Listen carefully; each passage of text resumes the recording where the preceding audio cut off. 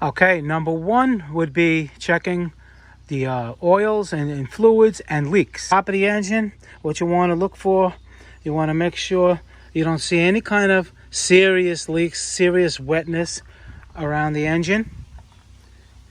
All right, you look at the radiator. I mean, obviously in all different cars, it's going to be in different areas. But you pause my video when I tell you radiator, you look for the radiator and etc. And you keep it going like that. You look around, make sure a nice clean engine is the best key, but a lot of times they're not as clean as this. Okay. Next is the coolant level. You want to make sure that there's coolant in there. You know, it should be at the level that it's supposed to be, cold or hot. The condition of the coolant, you want to make sure it's nice and clean and not rusted. It's either green or orange color, but don't confuse orange with rust. Orange is Dextron, Dexcool. That's supposed to be orange. Okay. The radiator, you want to make sure the car is cold. You want to check the fluid in the cap over here. You open this up. You want to make sure you have coolant in there. Nice clean coolant. Next, you want to check the engine oil with the car off. You pull the dipstick out. You wipe it off first. You put it back in. Pull it out. And then you check the level. Not only the level, see this is the full mark, so it's just about full, it's fine. And you want to check the condition of the oil. Nice and clean. That's a good sign. Then you look for the transmission. Some cars don't have a transmission dipstick, so you're going to have to skip that step. But this car does. And the car has to be running. So let's just assume it's running. All right, you pull your dipstick out. Again, you clean it. Right, engine's running. You put the dipstick back in. And you pull it out. And you make sure, obviously, this car is not running, but if it was running, the coolant, the transmission fluid would be in between these two lines. Usually there's a hot line and a cold line. All right, and another important thing, you get a nice white rag, and you want to make sure when you wipe it that it's pretty clean. You don't see any black clutch material on that. All right, with your hand you can see it's pretty clean. That's not bad. Okay. And the brake fluid, you want to make sure it's in between the minimum and maximum lines. You know, nothing looks like it's leaking. Then you want to go underneath and check for leaks underneath. Okay, so the first thing we're going to be checking is underneath the car. I lifted this car up to make it easier for the video. You want to look for leaks. Pay particular attention to the center of the car where the engine and transmission meet. This would be the center, because right above there could be a converter seal and a rear main seal.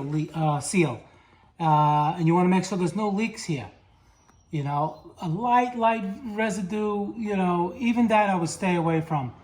But over here, obviously, you can see it's nice and clean. That's a good sign. Then you would move over to the side. This is the front main seal. Make sure that there's no leakage over here or anything serious. Okay, it looks good. Then you go to your CV joints. Right here. You look to see if the boot's good on the outer, and if you can see the inner. On this side, same thing, the outer. And look for the inner. You don't want to see any rips, or you'll see like grease slinging out. You don't want to see that.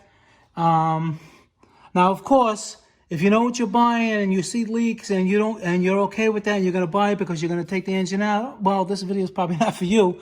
But it's not like it all depends on your. I'm just warning you. In other words, if it is leaking, but you still like the car and you don't care, you just want to buy it anyway, that's fine. But for the average person that's buying a car and they need it right away to commute to work or whatever, like, you don't want any major leaks in the center of the engine, between the engine and the transmission, or on the sides. And of course, the engine can be on this side too. And so you want to make sure there would be no leak here if the engine's here and the transmission's here. So you get my idea. You don't want any kind of leaks on the bottom of the engine. Some of the leaks can be coming from minor things like a valve cover on the top, but still, that could be hundreds of dollars to replace.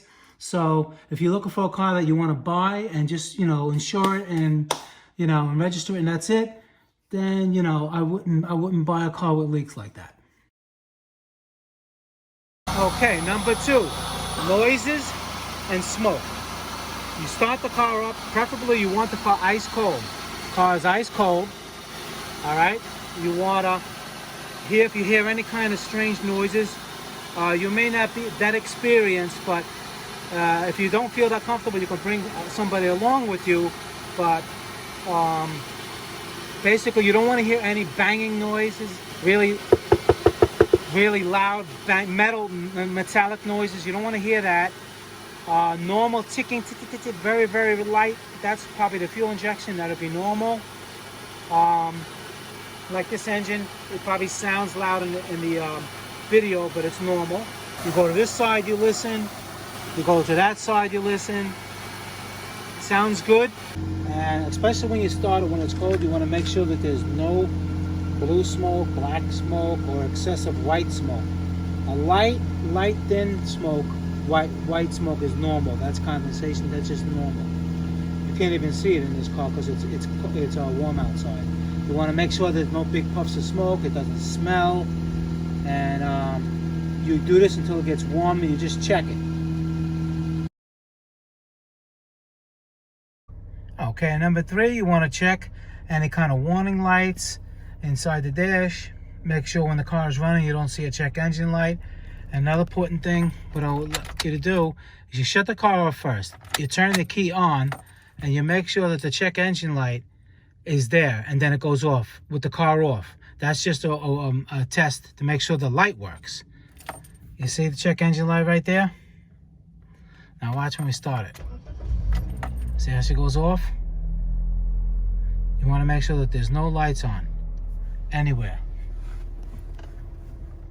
Over here it's just saying airbag is on, and for the passenger to put their seatbelt on, but that's minor stuff. Okay, number 4, you want to check the exterior of the car. Make sure all the panels look the same color. Make sure there's no rust on the bottom or near the back of the wheel wells, underneath the car, like on the rocker panels. You want to make sure that there's no rust and no different panels. Again, if you don't really know what you're looking at, you have to bring somebody who does. But that's what you want to do. You want to go around the whole car. If everything else worked out in all the other areas I explained to you so far, and you still interested in the car, you got to test drive it. All right, you drive. You make sure. Number 1 thing is when you're driving straight, you want to make sure your steering wheel's straight. When you tug it to the left, she goes to the left. When you tug it to the right, she goes to the right. It doesn't pull. I mean, if the road is a little bent, you have to understand that, but you get the idea of what I'm saying. When you hit the brakes, you want to make sure that the car does not pull one side. It doesn't pull to one side or the other. It doesn't pulsate when you're stopping. Okay, a lot of front-wheel drive cars, most front-wheel drive cars have CV joints, and you want to cut the wheel all the way sharp, right and left, and you want to give it gas while you're turning, and make sure you don't hear any clicking noise.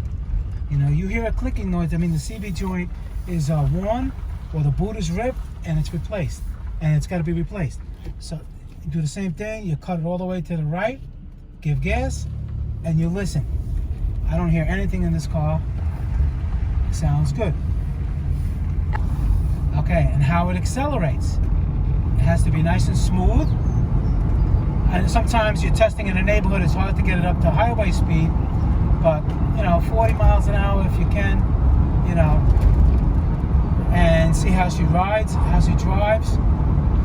When you go over bumps, you don't want to hear no clonking, any metal to metal noises or in the suspension.